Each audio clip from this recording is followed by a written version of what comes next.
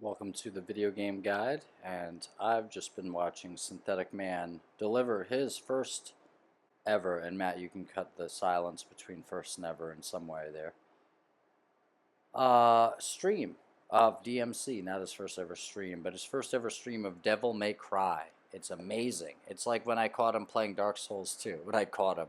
But like when it turned out he was playing Dark Souls 2, it was like, yes, this is what we've all been asking for. And I think it may indeed be some calculated move to get his fucking audience back. I actually said something recently like you would really like your fans would be pleased, or like you would basically you'd have it would be a really big move for you to play DMC or something, like not in a way where I was saying like do it, but in a kind of way where like, oh, like that'll be really fucking cool. And he actually read it on the stream, and he's like, oh, it'd be really good or something like that. But now here he is playing it. Maybe he wouldn't have played it if I didn't say that. I don't know, but not going to take credit for it necessarily. But I do show up as Matt's News on his streams, but I am American Noble on YouTube now.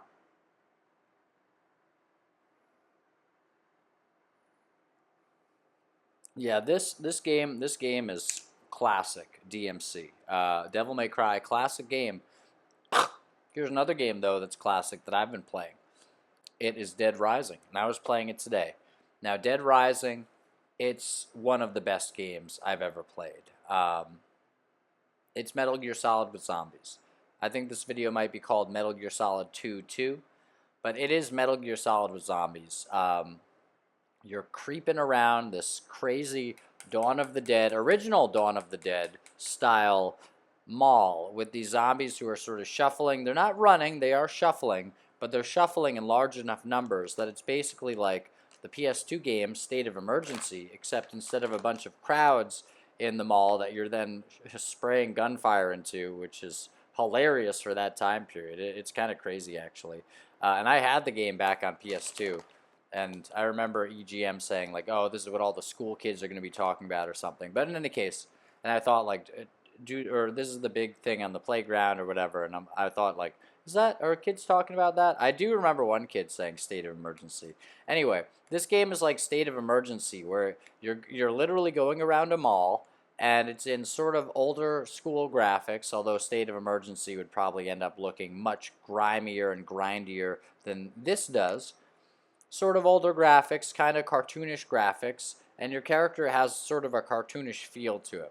Very blocky feel. It feels almost like a 3D beat 'em up. And so here he is, sort of hobbling through this mall with his camera and able to pick up many, many, many items. Not like an insane amount, actually, almost a perfect amount for how fun it is. There are usually like some items in sight that you can pick up and then hit zombies with. So it really feels like the zombie game that everyone always wanted, and it's really the only one that we've ever had, other than maybe later games in the series. But it's a game where you can pick shit up and hit the zombies with it. It's like, is that not sort of the dream for a zombie game? I know Dying Light captures the dream a little bit, and maybe I'll review that someday.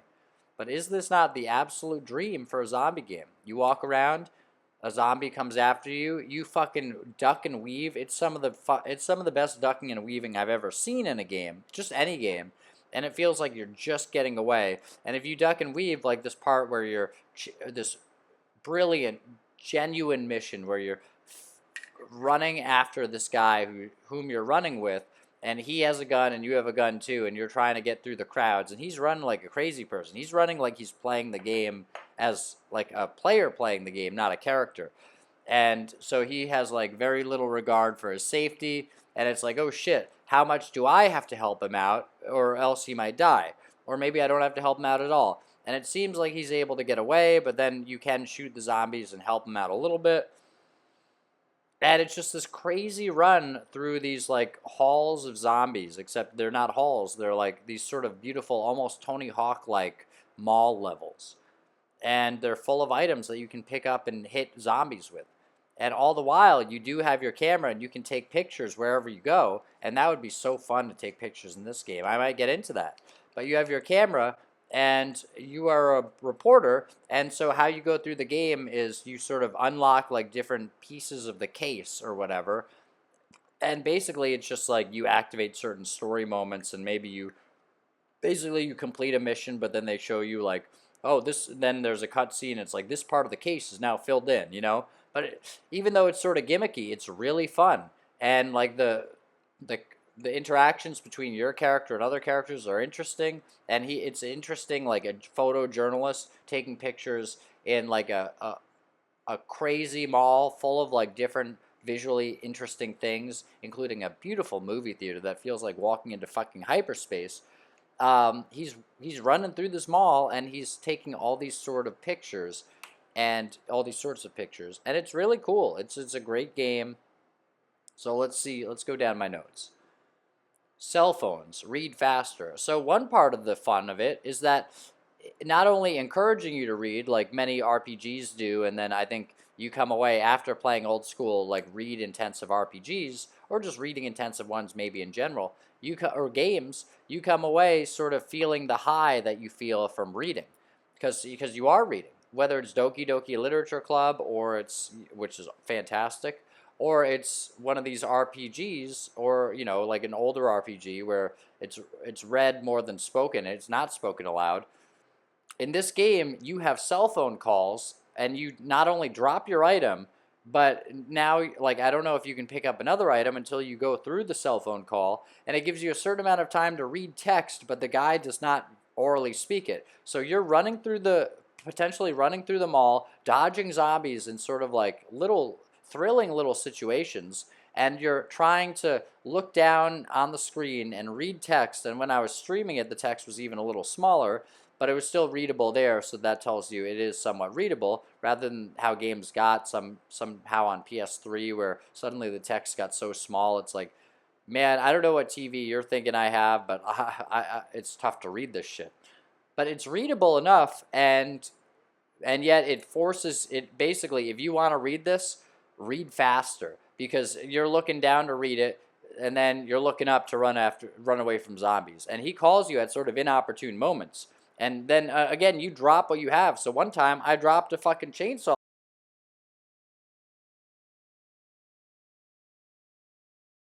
that I had, where you press the trigger button once to rev it up, and then you press the trigger button and you did cool chainsaw shit.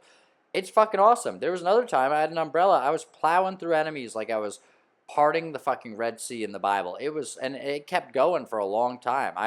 At first I was hesitant to use it. But anyway, hold on.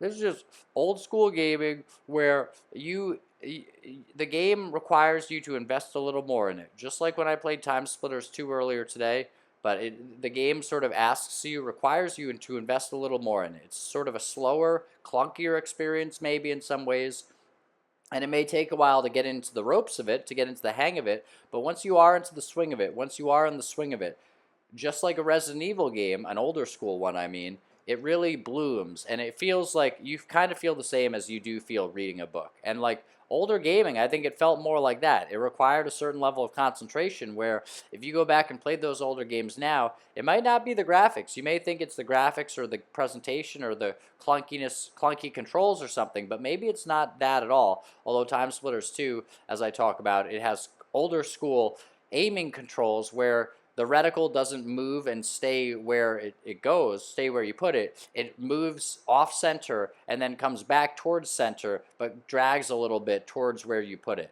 So it feels very imprecise for aiming in Time Splitters 2, to the point where, as Josh Strife Hayes says in his video about it, I think, he's like, yeah, or Time Splitters 1 maybe, or whatever, Time Splitters, he says like, yeah, you actually, no scoping is a lot better in this game. Basically, if you're using your scope, you're kind of slowing yourself down. So at least in many cases, no scoping is much better.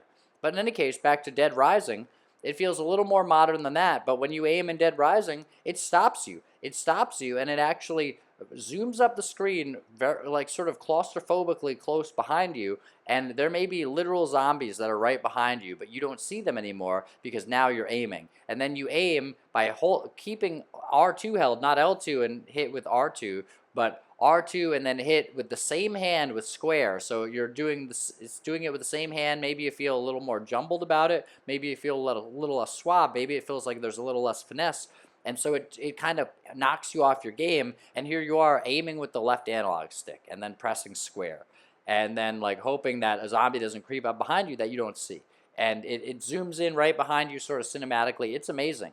It sort of feels clunky and old school in a way where, or older school now, in a way where it's like older school or not, this doesn't feel quite as good as newer school games. So it's like, try it a little more, let it go a little more, and you might come to see it as just sort of an interesting challenge. Maybe it doesn't feel as natural as a modern first-person shooter, but perhaps there's a reason all of those games feel the same now.